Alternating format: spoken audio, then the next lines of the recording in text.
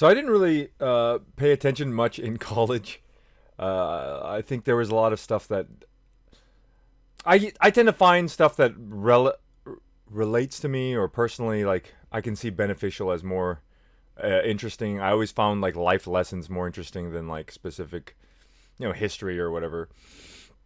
But I remember I was taking a finance class and it was like a foundations to business finance class, and one of the um, one of the problems that I always have, and I'm sure some other people have it, like with procrastination or decision making.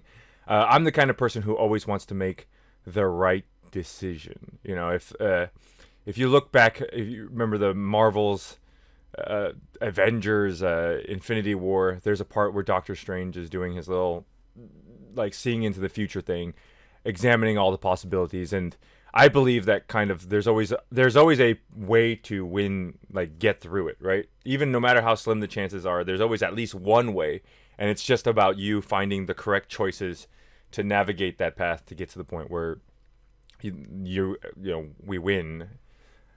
But the problem with that is that a lot of times you second guess yourself, you'll question your decisions, and you'll sit there and think about what the right way is, and maybe you obsess over it. And I think that's one of the problems that hurt me a lot earlier in my life, maybe around the college time, is that I was always looking for the right decision, and indecision ended up like keeping me from making any choice. And so the story from my finance class that got me through it is that uh, imagine there's like two paths, right? And there's one point ending A and ending B, and you can go to, and you either one. You don't know which one is the right one. Well, the problem is I would always be sitting there thinking like, okay, well, which one do I want to go to? Which one do I go? Which one do I go? And the point that the teacher made was that, well, it's sometimes, but a lot of times, it's more important that you just pick a direction.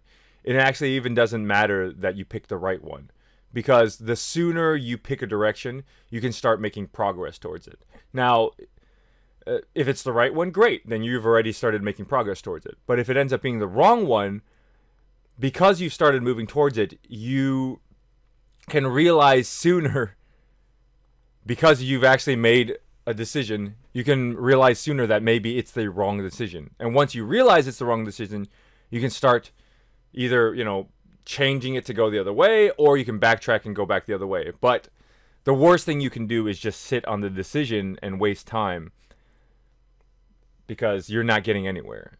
And so that's something that it sucks, because I still feel like I could improve on it a lot more. I feel like there's a lot more indecision in my life than it needs to be.